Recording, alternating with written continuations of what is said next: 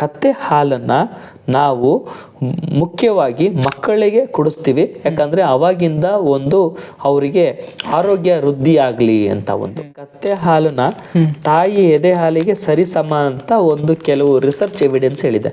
ನಾನು ಹೇಳ್ತಾ ಇರೋದಲ್ಲ, ರಿಸರ್ಚ್ ಎವಿಡೆನ್ಸು. ಯಾಕಂತಂದರೆ ಇದರಲ್ಲಿ vitamin A, vitamin B, vitamin C, D, E ಮತ್ತು ಅದರಲ್ಲಿ ಬರ್ತಕ್ಕಂಥ ಸಬ್ ಕಾಂಪೋನೆಂಟ್ಸು ಕೂಡ, ಬಿ ಕಾಂಪೋನೆಂಟ್ಸು ಕೂಡ ಈ ಕತ್ತೆ ಹಾಲಲ್ಲಿ ಇರೋದು. ಮತ್ತು ಅಷ್ಟೇ ಅಲ್ಲದೆ ಮಿನರಲ್ ಕಂಟೆಂಟು, ಈ ಪೊಟ್ಯಾಷಿಯಮು, ಸೋಡಿಯಮು, ಐರನ್ನು, ಕಾಪರು, ಸೆಲೆನಿಯಮ್, ಈ ಎಲ್ಲ ಕಂಟೆಂಟು ಒಂದು ಇರೋದು.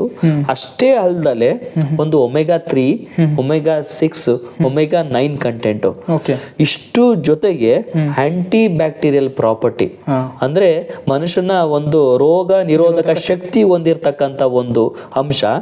ಮತ್ತೆ ಪ್ರೋಬಯೋಟಿಕ್ಸ್ ಅಂತ ನಾವೇನು ಹೇಳ್ತೀವಲ್ಲ, ಅಂದರೆ ನಮಗೆ ಒಂದು ರೋಗ ನಿರೋಧಕ ಶಕ್ತಿಯನ್ನು ಅಷ್ಟನ್ನು ಕೂಡ ಈ ಕತ್ತೆ ಹಾಲಲ್ಲಿ ಒಳಗೊಂಡಿರೋದ್ರಿಂದ ಕತ್ತೆ ಹಾಲನ್ನ ನಾವು ಮುಖ್ಯವಾಗಿ ಮಕ್ಕಳಿಗೆ ಕುಡಿಸ್ತೀವಿ. ಯಾಕಂದ್ರೆ ಅವಾಗಿಂದ ಒಂದು ಅವರಿಗೆ ಆರೋಗ್ಯ ವೃದ್ಧಿ ಆಗಲಿ ಅಂತ. ಒಂದು ಮತ್ತೆ ಒಂದೇನಂತಂದ್ರೆ ಕತ್ತೆ ಹಾಲನ್ನ ಮಕ್ಕಳಿಗೆ ಕುಡಿಸ್ಬೇಕೋ ಬೇಡವೋ ಅಂತ, ಇದು ಒಂದು ಎಲ್ಲರಿಗೂ ಒಂದು ಡೌಟ್ಫುಲ್. ಹೌದು, ಮಕ್ಕಳ ಒಂದು ಮೆಮೊರಿ ಪವರ್ ಕೂಡ ಇನ್ಕ್ರೀಸ್ ಆಗ್ಲಿಕ್ಕೆ ಕತ್ತೆ ಹಾಲು ಕುಡಿಸಿದವರಿದ್ರೆ ಅದನ್ನು ಕೂಡ ವಾಡಿಕೆಯನ್ನಾಗಿ ಇದೆ.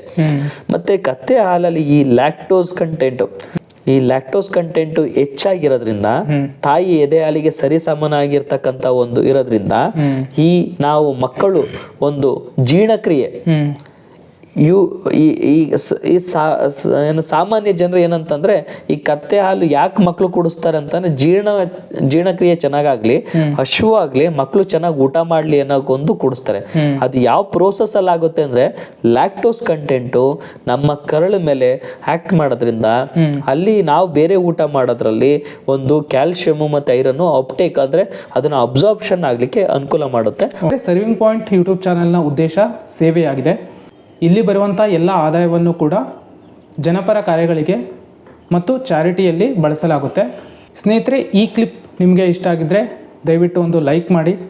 ನಿಮಗೇನಾದರೂ ಫುಲ್ ಎಪಿಸೋಡ್ ನೋಡುವಂತಹ ಆಸೆ ಇದ್ದರೆ HG ಶ್ರೀಪಾದ್ ಯೂಟ್ಯೂಬ್ ಚಾನಲನ್ನು ಸಬ್ಸ್ಕ್ರೈಬ್ ಮಾಡಿ. ಧನ್ಯವಾದಗಳು.